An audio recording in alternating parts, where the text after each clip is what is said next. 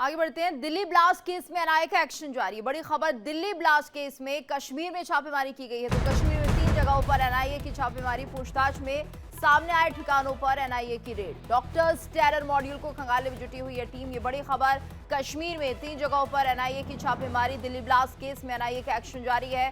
Delhi blast case में कश्मीर में छापेमारी जारी है। तो कश्मीर में 3 जगहों पर एनआईए की छापेमारी, पूछताछ में सामने आए ठिकानों पर एनआईए की रेड। डॉक्टर्स टेरर मॉड्यूल को खंगालने में जुटी हुई है टीम। ये बड़ी खबर सामने आ रही है। एनआईए का बड़ा एक्शन जारी है। दिल्ली ब्लास्ट केस से जुड़े हुए मामलों को लेकर अब इस वक्त कश्मीर में छापेमारी चल रही है, जहां पर 3 जगहों पर छापेमार कार्रवाई की गई है। और ज्यादा जानकारी के लिए रुख करेंगे संवाददाता रमन सैनी का। रमन, क्या जानकारी, कहां छापेमार कार्रवाई की गई है?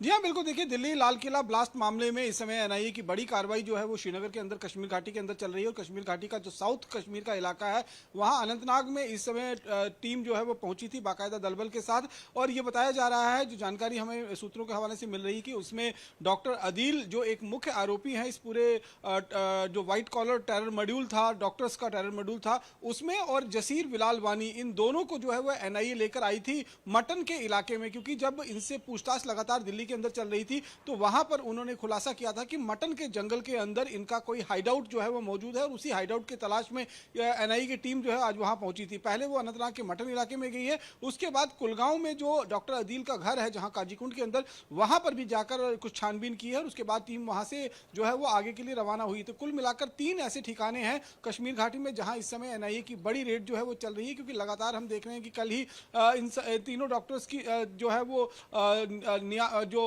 कस्टडी जो है वो बढ़ाई गई थी एनआईए कोर्ट की तरफ से। और उसके बाद से ये लगातार ये देखा जा रहा था कि अब इसमें और कुछ बड़े खुलासे होने की उम्मीद है। क्योंकि कल ही एनआईए ने कोर्ट में भी ये बताया था कि जिस तरीके से जांच चल रही है, उसमें कुछ और बड़े खुलासे या कुछ और बड़े सीजर्स जो हैं वो इनसे पूछताछ में जो है वो निकल कर सामने आ सकते हैं। और इनको और ज्यादा रिमांड की जरूरत होगी। इसीलिए इनकी रिमांड जो है वो बाकायदा एनआईए कोर्ट की तरफ से बढ़ाई गई थी। और उसके बाद आज सुबह ही दिल्ली से ये टीम जो है वो श्रीनगर कश्मीर घाटी पहुंची। और यहाँ पर अब डॉक्टर अदील और जसीर बिलाल बानी, ये जो 2 आतंकी थे जो साउथ कश्मीर के रहने वाले थे, यानी कि कुलगांव डिस्ट्रिक्ट के, वहां से इनको लेकर आया गया है। और कहां पर इनका ठिकाना हुआ करता था जब doctor Adeel Anantnag GMC medical college में काम करते थे, यानी कि 2024 अक्टूबर 2024 से पहले जब वो उस इलाके में काम करते थे, तब उनका किस तरीके का नेटवर्क था, कहां वो जाया करते थे, किन किन के साथ संपर्क था। और सबसे बड़ा जो हाइडआउट मट्टन के जंगल में बताया जा रहा है, जो पूछताछ में इन्होंने इसकी जानकारी दी है। अब ये देखना होगा कि जब पुलिस की टीम वहां पर पहुंची है, तो क्या हाइडआउट जिसका जिक्र डॉक्टर अदील ने अपने पूछताछ में किया था, क्या वो वहां से हाइडआउट पकड़ने में एनआईए कामयाब हुई है, या फिर अभी वहां पर और सर्च जो है वो करनी पड़ेगी। तो फिलहाल बड़ी कार्रवाई जो है इस समय पूरे कश्मीर घाटी के 3 बड़े इलाके हैं साउथ कश्मीर के, जहां पर इस समय एनआईए की रेड जो है वो की जा रही है। और दिल्ली ब्लास्ट मामले को और अतिरिक्त और अच्छी तरीके से सुलझाने की कोशिश जो है वो की जा रही थी। क्योंकि दिल्ली में जो ब्लास्ट हुआ, उसके बाद जो white collar doctor terror module जो सामने आया, वो कहीं ना कहीं पूरे देश को दहलाने की साजिश रच रहा था। और इसमें कौन बिल्कुल रमन, आप हमारे साथ बने रहिए। एक और बड़ी खबर आ रही है दिल्ली ब्लास्ट केस से जुड़ी हुई, अपने दर्शकों को जरा बता देते हैं इस खबर के बारे में। दिल्ली ब्लास्ट केस से जुड़ी हुई ये बड़ी खबर, आतंकी आदिल को लेकर कश्मीर पहुंची एनआईए। आदिल को अनंतनाग लेकर पहुंची एनआईए की टीम। में बड़ी खबर आ रही है दिल्ली ब्लास्ट केस से जुड़ी हुई। और आपको बता दें, आदिल को अनंतनाग लेकर पहुंची एनआईए की टीम। एक और ये बड़ी खबर है, आतंकी आदिल को लेकर कश्मीर पहुंची है एनआईए। तो बड़ी खबर इस वक्त आपको बता रहे, दिल्ली ब्लास्ट केस से जुड़ा हुआ नाम है आतंकी आदिल का, और इसे अब अनंतनाग लेकर पहुंची है एनआईए की टीम। ये बड़ी जानकारी इस वक्त सामने आ रही है। और आगे की पूछताछ इससे अनंतनाग में ही होगी, किस तरह से यहाँ पर इसने इस घटना को अंजाम दिया, टेरर मॉड्यूल किस तरह से काम कर रहा था, क्योंकि कश्मीर का कनेक्शन भी इसमें लगातार निकलकर सामने आ रहा है। तो ऐसे में आदिल को अनंतनाग लेकर पहुंची है एनआईए की टीम। ये बड़ी खबर इस वक्त दिल्ली ब्लास्ट केस से जुड़ी हुई, ये बड़ी खबर मानी जा रही है कि आदिल से अब अनंतनाग में पूछताछ करेगी एनआईए की टीम। कश्मीर पहुंची है एनआईए की टीम आतंकी आदिल को लेकर, जहां पर आगे की पूछताछ की जाएगी। इंडिया डेली की एक्सक्लूसिव तस्वीर आप देख रहे हैं। और ऐसे में एनआईए लगातार एक्शन मोड में दिखाई दे रही है, जिसमें कि काफी तेजी के साथ कार्रवाई भी हो रही है। आतंकी आदिल को अब अनंतनाग लेकर पहुंची है एनआईए की टीम, और आगे वहीं पर पूछताछ की जाएगी। तो दिल्ली ब्लास्ट केस में ये बड़ी खबर इस वक्त आपको बता रहे हैं। रुक करेंगे रमन सैनी का। रमन, तो यहाँ पर देखिए, जिस तरह से आदिल को लेकर पहुंची है एनआईए की टीम, अब आगे पूछताछ की जाएगी। क्या जानकारी इसको लेकर आपको मिल रही है? देखिए, निश्चित रूप में अदील और जसील बिलाल वानी ये दो ऐसे नाम थे जो साउथ कश्मीर के कुलगांव इलाके से जुड़े हुए थे और सीधे तौर पर जो दिल्ली में ब्लास्ट हुआ लाल किले के अंदर 10 नवंबर को, उसमें कहीं ना कहीं इन लोगों का सीधा कॉन्स्पिरेसी जो है वो बताई जा रही थी, क्योंकि जो व्हाइट कॉलर डॉक्टर टेरर मेडुल का भांडाफोड़ जम्मू कश्मीर पुलिस ने किया था, उसमें सबसे पहले अगर डॉक्टर कोई पकड़ा गया था तो वो डॉक्टर अदील था। और डॉक्टर अदील से जब पूछताछ की है एनआईए ने, तो एनआईए की पूछताछ में उसने खुलासा किया है कि मटन के एक जंगल के अंदर जो है वो उनका एक हाइडआउट जो है वो बना हुआ था। तो उस हाइडआउट में क्या कुछ साजो सामान रखा गया था, कहां कहां वो हाइडआउट बनाए हुए थे, किस तरीके से वो हाइडआउट बनाया था, इसी चीज की जांच करने के लिए बाकायदा आज डॉक्टर अदील और साथ साथ में जासिर बिलाल वानी जो है, इन दोनों को एनआईए की टीम जो है वो लेकर साउथ कश्मीर में पहुंची है। कुछ देर पहले यहां से अगर हम देखें तो तस्वीरें हम इस समय अपने दर्शकों को दिखा रहे हैं, पुलिस के साथ में वहां पर बाकायदा दलबल के साथ एनआईए की टीम पहुंची हुई है। तो ये मटन का इलाका है जो अनंतनाग के इलाके में पड़ता है, अनंतनाग डिस्ट्रिक्ट में पड़ता है। तो यहां पर बाकायदा उस मटन के इलाके में जो जंगल है, उस जंगल में छानबीन की गई है,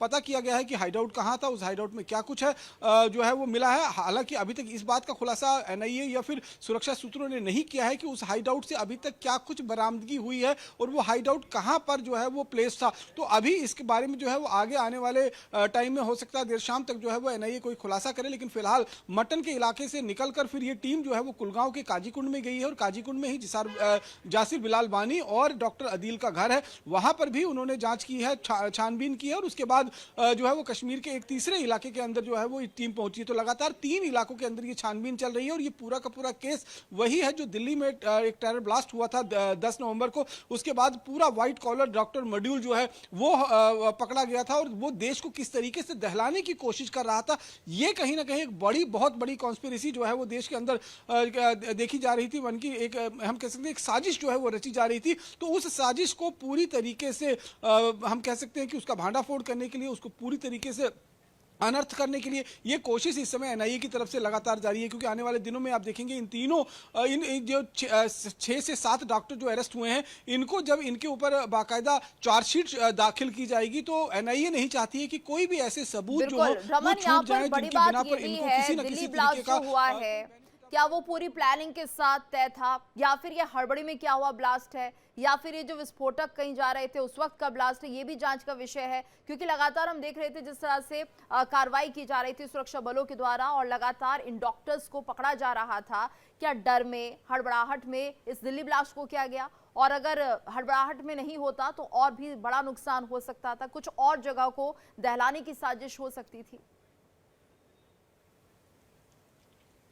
देखिए गीतू, निश्चित रूप में जो ये दिल्ली का ब्लास्ट हुआ है, निश्चित रूप में कुछ हड़बड़ाहट में जरूर किया गया है, लेकिन लास्ट टाइम में हम ये कह सकते हैं कि डॉक्टर उमर की तरफ से इसको एग्जीक्यूट किया गया और एक नुकसान पहुंचाने की कोशिश की गई। हालांकि इनकी जो ये एक रणनीति थी, एक जो इनका पूरा का पूरा षड्यंत्र रचा जा रहा था, साजिश रची जा रही थी, वो बहुत बड़े सीरियल ब्लास्ट करने की थी पूरे देश के अंदर। एक साथ कई ब्लास्ट एक टाइम पर जो है वो किए जाने थे, जिसमें वाराणसी, अयोध्या, दिल्ली, हैदराबाद, जम्मू कश्मीर, तमाम वो इलाके जो हैं, फरीदाबाद हो सकता है, वो तमाम इलाके जो थे वो कहीं ना कहीं इन आतंकियों के टारगेट पर थे। और जैसे ही डॉक्टर अदील पकड़ा गया, यानी कि मौलवी, जब श्रीनगर से जब मौलवी को पिकअप किया गया, उसके बाद डॉक्टर अदील पकड़ा गया, तो एक एक कर सारी कड़ियां जो हैं वो खुलती हुई नजर आई। और ऐसे में डॉक्टर उमर को जब ये लगा कि शायद वो भी पकड़ा जाएगा डॉक्टर अदील और डॉक्टर शाहीन के पकड़े जाने के बाद, तो वहां से वो गाड़ी लेकर, अपनी जो गाड़ी थी जिससे ब्लास्ट हुआ था, उस गाड़ी को लेकर दिल्ली की तरफ रवाना हो गया। और आनन फानन में उसने सोचा कि कहीं ना कहीं कुछ ना कुछ छाप तो छोड़नी पड़ेगी। और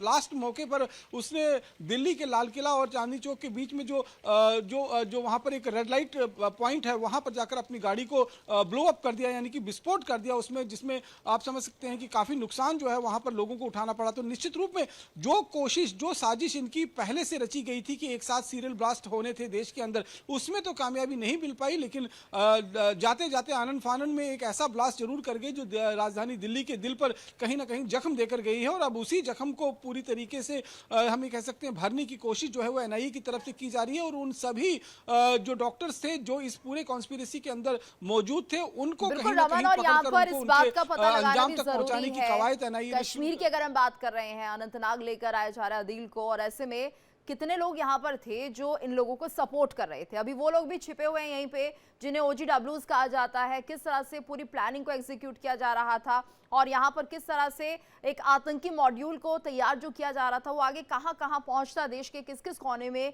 नुकसान पहुंचा सकता था, क्या वो तैयारी भी यहीं पर हुई होगी, इससे भी हम इनकार नहीं कर सकते हैं।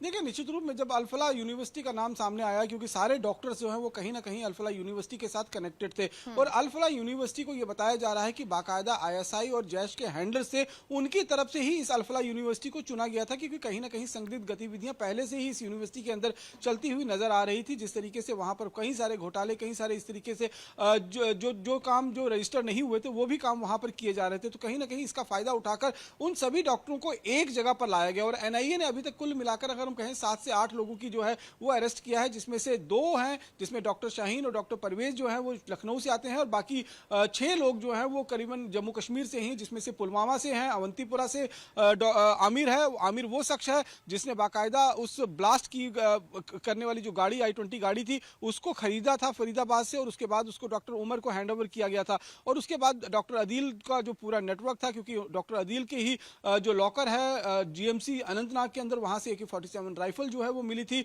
और उसके बाद डॉक्टर शाहीन है, डॉक्टर शाहीन के भाई डॉक्टर परवेज हैं। तो ये सारे के सारे अभी कहीं ना कहीं पूरी तरीके से NIA की गिरफ्त में है और इन सब से जो है वो पूछताछ की जा रही है और ये पूरा खुलासा करने की कोशिश की जा रही है कि किस तरीके से पूरे देश को एक साथ दहलाने की एक इंटरनेशनल साजिश जो है वो रची जा रही थी सीमा पार बैठे हुए आतंकियों के शह पर। क्योंकि लगातार फिर शाहीन से भी जब बातचीत हुई है तो उसने ये भी बात को कबूला है कि करीबन 2 साल से वो तैयारी जो है वो देश को दहलाने की कर रहे थे, लेकिन इसी बीच में बाइसरन आतंकी हमला हुआ और बाइसरन आतंकी हमले के बाद ऑपरेशन सिंदूर के तहत जब भारत ने उन सभी आतंकी ठिकानों को ध्वस्त कर दिया जहां पर आतंकी जो है वो साजिश रचते हुए नजर आ रहे थे, अजहर मसूद की पूरी फैमिली जिसमें 14 लोग शामिल थे वो मारे गए। तो उसके बाद अजहर मसूद जो है वो कहीं ना कहीं दोबारा से बदला लेने की तैयारी कर रहा था और देश को दहलाने की कोशिश कर रहा था। इसीलिए जैश लश्कर की टीम लगातार अब महिला विंग की भी तैयारी कर रही है और हमने डॉक्टर शाहीन को भी इसमें इन्वॉल्व देखा।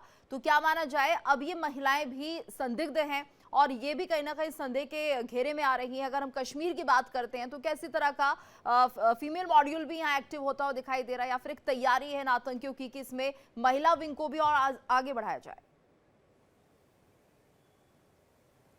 देखिए, निश्चित रूप में इसमें कोई दो राय की बात नहीं है। हालांकि जमात-उल मोमिनात का जो खुलासा है वो ऑपरेशन सिंदूर के बाद हुआ है, लेकिन इसकी तैयारी जो है वो पिछले काफी लंबे अरसे से की जा रही थी, क्योंकि डॉक्टर शाहीन जो है वो कहीं ना कहीं जैश का एक हैंडलर थी, जैश का एक मोहरे के रूप में लखनऊ के अंदर कार्यरत थी और लखनऊ, कानपुर और उसके बाद फरीदाबाद की अल-फलाह यूनिवर्सिटी तक वो पहुंची थी। किस तरीके से वो पैसा उगाही करते थे और उसके बाद डॉक्टर उमर और डॉक्टर मुजम्मिल के मुताबिक वो सारी विस्फोटक सामग्री जिसमें अमीनो नाइट्रेट से लेकर यूरिया तक की खरीद फरोख्त की जाती थी, उनको आटा चक्की में पीसा जाता था, उनको विस्फोटक के रूप में तैयार किया जाता था। तो वो सारा साजो सामान जो आतंक के लिए इकट्ठा किया जा रहा था उसकी तैयारी 2 साल से चल रही थी और 2 साल से डॉक्टर शाहीन इस गुट का हिस्सा थी। यानी कि जैश ए मोहम्मद आज से नहीं, करीबन 2 साल से ही महिला विंग को तैयार करने में पूरी तरीके से जुटा हुआ था और जो अजहर मसूद की बहन सादिया और समीरा हैं और साथ साथ में उमर फारूक जो पुलवामा में जो आतंकी हमला हुआ था उसकी मास्टरमाइंड की बीवी अफीरा,